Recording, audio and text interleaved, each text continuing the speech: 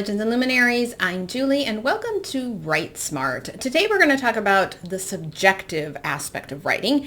And to do this, I am going to use two books. Patti Smith's Bread of Angels and Joan Didion's Blue Nights. So I've only been reading two kinds of books lately, and the first are books that are focused on the art of writing. The second kinds of books are the ones that are the allegedly be-all, end-all of writerly art. These are the books or the authors who everyone raves about. You might already know where this is headed. Okay, so let's start with Joan Didion. On Booksmart, I reviewed her memoir, The Year of Magical Thinking. I was a bit confused why everyone just raved about it. It wasn't one of my favorites, but I thought I would give another one of her books a try. So I chose this one, a more recent one. I thought about going back in time and reading the White Album, which is what I'm assuming kind of rose her to fame and had this trend-setting feminist author, but I wanted a book that might be more closely related to what I was currently working on. I had the same problem with Blue Nights that I had with The Year of Magical Thinking. First of all, yes, Didion has this beautiful tone when she writes and has these poetic descriptions of such specific events. I like that her books are actual memoirs and that she explores the smallest of moments and really captures those. However, once you get about halfway through the book, it just goes nowhere and starts to repeat itself. I was happy that I had read The Year of Magical Thinking since Blue Nights kind of connects to that and gives more information on what happened in the other book. And oh my gosh, the name dropping and the highfalutin name brands and privileged lifestyle really gets old in Blue Nights as well. While Didion deserves her accolades perhaps from books in the past, I just don't always see why so many people rave about her newer stuff. Is it just me or am I missing something? It's good, but is it raveable? I'm not even sure if that's a word.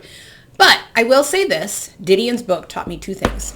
The first is to try to capture those small moments and don't always worry about moving the plot forward. Don't do that all the time or it gets annoying, but it's okay to pause and capture those little things. The second thing it taught me, sometimes less is more. Shorter memoirs can actually individualize life's events. So now let's move on to Patti Smith. Her Just Kids has been raved about over and over again, and one of those memoirs that anybody who is anybody has read. I have not, so I guess that makes me a nobody. So when Bread of Angels was in the new release nonfiction section at Barnes & Noble, I thought, okay, I'm finally going to read a Patti Smith book. I must say I knew really not much about Patti Smith at all because The Night is one of my favorite songs, but it's the 10,000 Maniacs versions that I adore. And on a side note, I had no idea that the song was originally Bruce Springsteen's. Yikes, I'm glad he didn't sing it.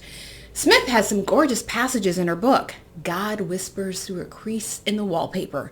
How beautiful and creative is that? But after the first chapter, there wasn't anything particularly special about the writing style until the last chapter, which then gets very philosophical and profound and poetic. That's not to say I didn't enjoy it. She name-dropped a ton, and I didn't know who was who, and she skips over her husband, which I guess makes sense if that's what Just Kids is about, but it was a little disjointed at times.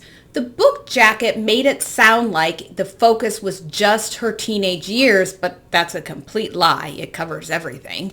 Smith is the opposite of Didion. Smith is actually the artist who refuses to capitalize on her art, even if that means her work remains obscure and she remains poor. But Smith's memoir taught me two things as well. The first is that poetic lines within prose can really capture the essence of a moment.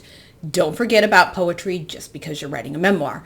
The second thing it taught me, art is completely 100% subjective. It will never satisfy everyone, and the ones it does satisfy will declare it the be-all, end-all.